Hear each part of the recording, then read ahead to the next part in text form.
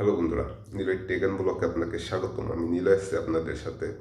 তো আজকে আমি যে বিষয়টি নিয়ে আলোচনা করব সেটা হচ্ছে যে একটা পেনড্রাইভ কেনার ক্ষেত্রে কি কি দেখে পেনড্রাইভটা কিনলে আপনি কখনো ঠকবেন না, বা আপনি জেনুইন বা অরিজিনাল পেনড্রাইভ কিনতে পারবেন, বা কিভাবে চিনবেন যে আপনার পেনড্রাইভটা অরিজিনাল কিনা। তো চলুন ভিডিওটি শুরু করা যাক। তো প্রথমে বলে রাখি, আপনি যদি আমার চ্যানেলে নতুন হয়ে থাকেন এবং চ্যানেলটা এখনো সাবস্ক্রাইব না করে থাকেন, তাহলে একটু কষ্ট করে নিচ থেকে সাবস্ক্রাইব বাটনটি একটু প্রেস করে দিবেন এবং অবশ্যই পাশে থাকা বেল বাটন আইকনটিটাও কিন্তু প্রেস করতে ভুলবেন না। তো চলুন শুরু করি।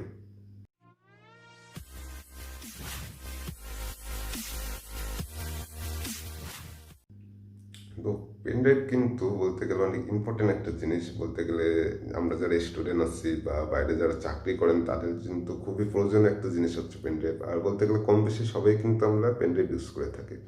তো আমরা প্রথমত যে ভুলটা করি যে আমরা পেনড্রাইভ কেনার ক্ষেত্রে শুধু স্টোরেজ আর দাম দেখেই কিনি, যে 16 GB পেনড্রাইভের দাম এত কম, এটা তাহলে এটাই নিয়ে নিই যেটার দাম কম আছে। কিন্তু এমন করাটা কিন্তু আসলে বোকামি। কেননা আপনার একটা পেনড্রাইভের কোয়ালিটি এক এক রকম এবং পেনড্রাইভেরও কিন্তু কিছু কনফিগারেশন আছে।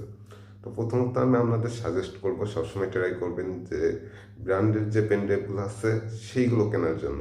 কেননা যে ব্র্যান্ডের যে পেনড্রাইভগুলো আছে এগুলোর কোয়ালিটি অন্যান্য পেনড্রাইভ থেকে অনেক ভালো হয়, এবং বলতে গেলে সেই ক্ষেত্রে আপনার পেনড্রাইভটা একটা ভালো পেনড্রাইভ পাওয়ার সম্ভাবনা কিন্তু বেশি থাকে। তো বর্তমানে বাজারে কিন্তু অনেক ব্র্যান্ড আছে, ঠিক আছে। তো আমাদের দেশের আরেক সমস্যা হচ্ছে আমাদের দেশে কিন্তু প্রচুর পরিমাণে ফেক জিনিস পাওয়া যায়। বলতে গেলে পেন ড্রাইভেরও কিন্তু অনেক রকম ফেক তৈরি হয়ে গেছে। তো আপনি যদি এই যে ট্রানসেন কোম্পানি দেখেন, ট্রানসেন কিন্তু যথেষ্ট ভালো একটা কোম্পানি, অনেক ভালো ভালো পেন ড্রাইভ তৈরি করে তারা, কিন্তু তাদেরও কিন্তু ফেক পেন ড্রাইভ আমাদের দেশে ছড়িয়ে গেছে। তো আমি বলবো যে যারা মনে করে পেন ড্রাইভ কেনার ক্ষেত্রে বেশি ঘাটাঘাটি পছন্দ করেন না, যে আপনি একটা পেন ড্রাইভ হইলেই হইলো, তো সেই ক্ষেত্রে বলবো ট্রানসেনটা একটু ইগনোর করে আপনি অ্যাপাচে রেডারটা এগুলো নেওয়া ট্রাই করেন। কেননা দেখা গেলো ট্রানসেনটা প্রচুর পরিমাণে নকল হয়ে গেছে, তো হয়তো আপনি অরিজিনাল পেন ড্রাইভ কিনতে গেলেন আর আপনাকে কেউ নকল ধরিয়ে দিল, জিনিসটা তো আপনার জন্য ভালো হবে না, তাই না? তো এটা একটু ইগনোর করে চললে আপনার জন্য ভালো। আর যারা দেখে কিনতে পারবেন তাদের বলবো আপনি যে পেন ড্রাইভটা কিনে একটু দেখে শুনে কিনবেন। তো এখন আসি যে পেন ড্রাইভ কেনার ক্ষেত্রে এরপর কি দেখা উচিত। যে স্টোরেজটা আমাদের মূলত মেন একটা জিনিস, এটা তো আমরা সবাই দেখে কিনবো, কারণ আমাদের পেন ড্রাইভের মেন কাজ হচ্ছে ডেটা ট্রান্সফার করা। এই জন্য কিন্তু আমরা স্টোরেজ দেখেই পেন ড্রাইভ কিনবো, স্বাভাবিক। তো আমরা আরেকটা জিনিসের দিকে কিন্তু নজর দিই না, সেটা হচ্ছে এটা রিড স্পিড ও রাইট স্পিড। তো যারা রিড স্পিড রাইট স্পিড বোঝেন না তাদের একটু বুঝে দিই যে রিড স্পিড হচ্ছে আপনার কত স্পিডে আপনি পেন ড্রাইভ থেকে ডেটাটা আপনার ডিভাইসে নিতে পারবেন, বা পেন ড্রাইভের যে ডেটাটা এটা রিড করতে পারবে। আর রাইট স্পিড হচ্ছে আপনার ডিভাইস থেকে কত স্পিডে ডেটাটা আপনি পেন ড্রাইভে ট্রান্সফার করতে পারবেন। তো যারা পেন ড্রাইভ কিনতে যাবেন দেখবেন যে ওদের যে পেন ড্রাইভের যে কি বলে খোলসটা থাকে, বা বলতে গেলে যে কভারটা থাকে, এখানে কিন্তু দেওয়া থাকে যে speed, read speed, right speed. তো এটিরটা আপনি একটু চেক করে নেবেন। তো এটা কিভাবে চেক করবেন, প্রথমত যদি আপনার যদি পিসি নিয়ে থাকেন বা আপনার বাড়ি হয়তো পিসি আছে, আপনি সেই ক্ষেত্রে চেক করার জন্য ওই যে দোকানে যদি কোনো কম্পিউটার থাকে সেখান থেকে একটু চেক করে নেবেন, একটু লার্জার ফাইল ট্রান্সফার করে, এবং পেনড্রাইভ থেকে আবার ল্যাপটপ মানে কি বলে পিসিতে নিয়ে একটু চেক করে নেবেন। আর আপনার যদি পিসি থেকে থাকে তাহলে ব্ল্যাক ম্যাজিক বলে একটা সফটওয়্যার আছে, এটা দিয়ে চেক করা যায় রিড স্পিড কত, রাইট স্পিড কত।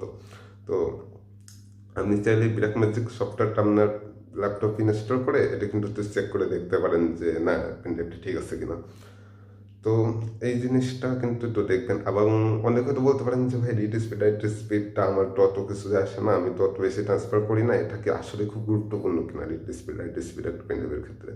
তো আমি বলবো হ্যাঁ অবশ্যই গুরুত্বপূর্ণ, কেননা রিড স্পিড রাইট স্পিড যদি বেশি আপনি অনেক দ্রুত ডেটা ট্রান্সফার করতে পারবেন, আর সবাই চায় কিন্তু তাদের পেনড্রাইভে একটু দ্রুত ডেটা ট্রান্সফার করার জন্য।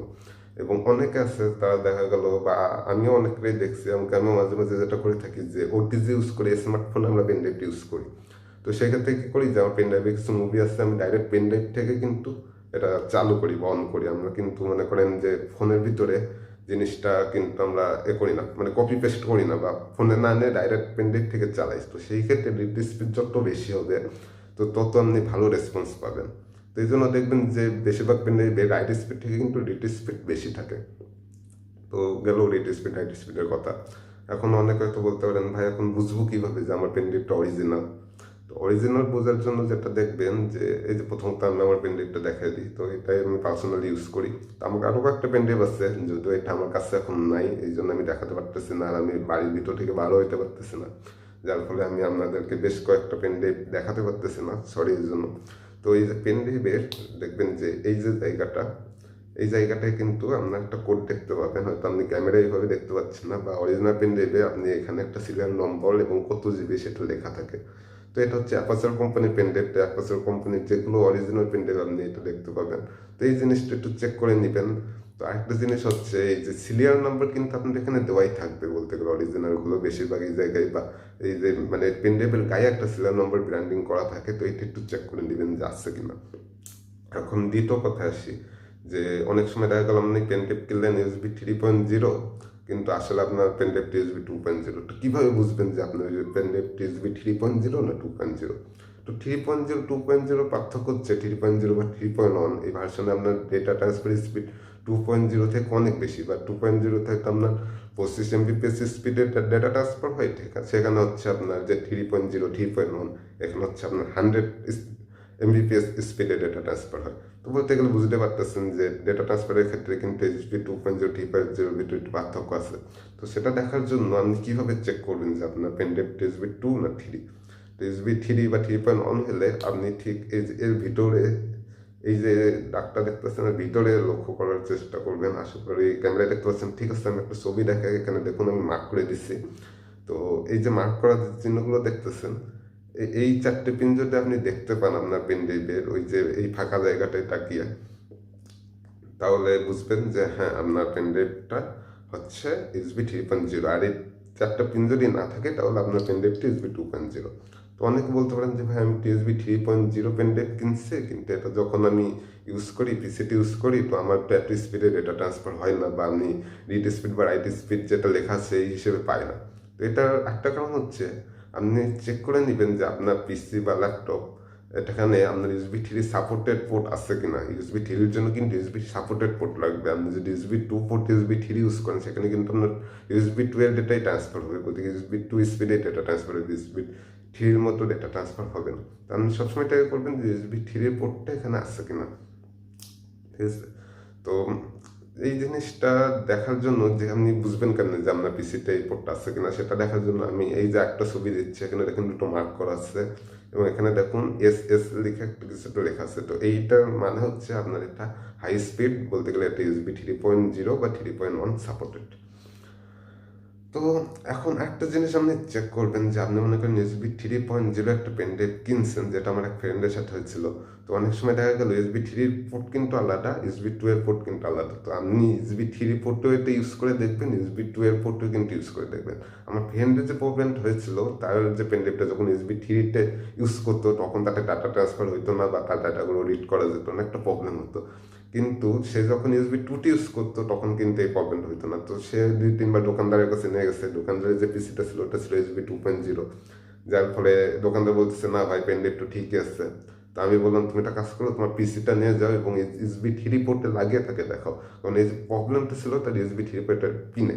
তো এই জন্য আপনি অবশ্যই ইউএসবি 3 পোর্ট, যদি ইউএসবি 3.1 ভার্সনের পেন ড্রাইভ কিনে ইউএসবি 3 পোর্ট এবং ইউএসবি 2 পোর্ট দুটোটাই একটু চেক করে পেন ড্রাইভটা কিনবেন। আশা করি সেই ক্ষেত্রে আপনার পেন ড্রাইভের কোয়ালিটিটা আপনি ভালো পাবেন, বা বুঝতে পারবেন যে আপনার পেন ড্রাইভে কোনো প্রবলেম আছে কিনা।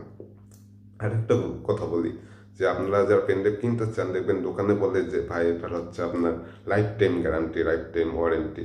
তো আসলে কোনো pen drive lifetime warranty দেয় না। আমি যেটা দেখছি বলি যে না, মানে বেশিরভাগ কোম্পানি, যে ব্র্যান্ডের কোম্পানিগুলো আছে, এরা 5 বছর পর্যন্ত একটা ওয়ারেন্টি দিয়ে থাকে। তো 5 বছর পর্যন্ত আপনার পেন ড্রাইভ কোনো রকম সমস্যা হবে না, আপনি 5 বছর পর্যন্ত ইউজ করতে পারবেন, আরও বেশি ইউজ করতে পারবেন, ব্র্যান্ডেরগুলো নিলে সুবিধা পাবেন। তো দোকানদাররা লাইফ টাইম কেন বলে? তো বলতে গেলে তারা কাস্টমারকে ডাকার জন্য বা কাস্টমার পাওয়ার জন্য আসলে বলে থাকে যে life time warranty, life time warranty. তো দেখা গেলো একটা জিনিস আপনি 5 বছর ইউজ করে ওটা নষ্ট হয়ে গেলে কিন্তু আপনি যাবেন না যে ওই দোকানদারকে খুঁজতে যে ভাই আমার পেন ড্রাইভ নষ্ট হয়ে গেছে, আপনি এটা চেঞ্জ করে দেন। দোকানদার হয়তো আপনাকে চিনবো না, আপনি সেই রসিদটা হারাই ফেলতে পারেন। 5 বছর কিন্তু কম সময় না। আবার আপনার পেন ড্রাইভের অবস্থাও যে নতুনের মতো থাকবে 5 বছরে সেটা না, সেটা ইউজের সাথে সাথে, যেমন আমারটা কিন্তু অনেকগুলো দাগচোখ পড়ে গেছে। এখন যদি আমি নিয়ে যাই যে ভাই আমার তো ওয়ারেন্টি আছে, বলবে না ভাই আপনার এই যে দাগচোখ পড়ে গেছে আমি এটা নিবো না। এই ধরনেরগুলো সমস্যা হয়। তো আসলে 5 বছর পর্যন্ত ওয়ারেন্টি দেয়। তো আপনি যদি ব্র্যান্ডের কিনা, সেক্ষেত্রে 5 বছর পর্যন্ত আপনি কিন্তু ওয়ারেন্টি পাবেন। তো এই জিনিসগুলো সাধারণত একটু মাথায় রেখে আপনি পেন ড্রাইভ কেনার ট্রাই করবেন। আরেকটা কথা বলি যে পেন ড্রাইভের মাধ্যমে কিন্তু হ্যাক হওয়া সম্ভব।